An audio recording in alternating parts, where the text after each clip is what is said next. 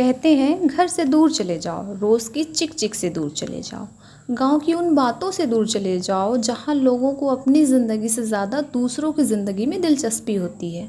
मैं भी चली आई। सोचा था शहर में सुकून मिलेगा, लेकिन शहर आकर पता चला सुकून जगहों में नहीं लोगों में होता है। और किराए का मकान, वो तो अपने आप में एक पूरी कहानी है।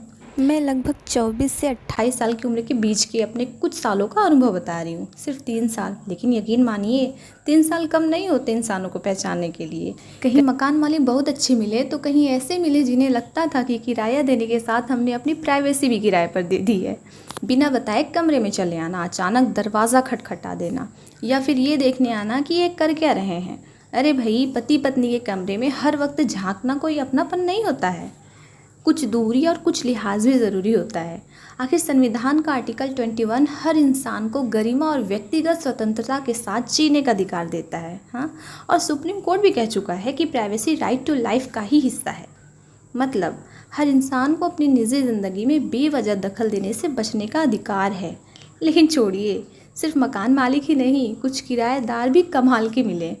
कुछ लोग ऐसे मिले जिन्हें मेरी खुशी से दिक्कत थी, मेरी इज्जत से दिक्कत थी। लोग मुझ पे भरोसा क्यों करते हैं, बस इसी बात से दिक्कत थी। और फिर शुरू होता है बिना वजह की चुगली, बिना वजह की जलन, और कभी कभी ऐसे आरोप जिन्हें सुनकर इंसान को गुस्सा भी आया और हंसी भी। सबसे मज़ेदार बात पता है क्या है? जो लोग हर किसी की बुराई करते हैं उन्हें लगता है कि उनकी बातें कभी बाहर नहीं जाएंगी। अरे बहन, दुनिया गोल है। आज तुम जिसकी बुराई कर रही हो, कल वही बात घूम कर उसी इंसान तक पहुंच जाती है। और फिर जो तुम्हारा मजाक बनता है ना, उसका टिकट बिल्कुल फ्री होता है। हाँ, कुछ लोग ऐसे भी मिले जिन्हें देख कर लगा कि रिश्ते सिर्फ खून से नहीं बनते।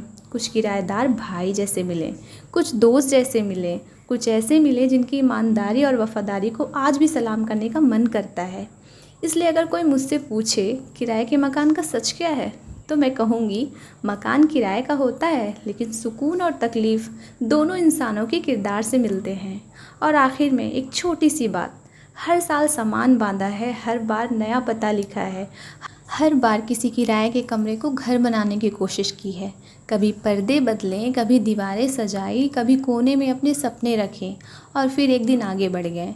शायद किराए का घर हमें यही सिखाता है कि अपनापन खरीदा नहीं जाता, महसूस किया जाता है।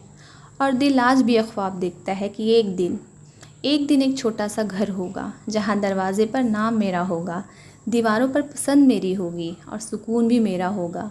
फ़िलहाल किराए के मकान में रहते हैं, मगर ख्वाब अपने आशियाने के ही देखते हैं, क्योंकि परिंदे कितनी भी देर उड़ लें, आखिर उन्हें अपना घोंसला चाहिए ही होता है। आप बताइए कि आपका भी ऐसे अजीब, टॉक्सिक या यादगार किराएदारी के अनुभव से सामना हुआ है?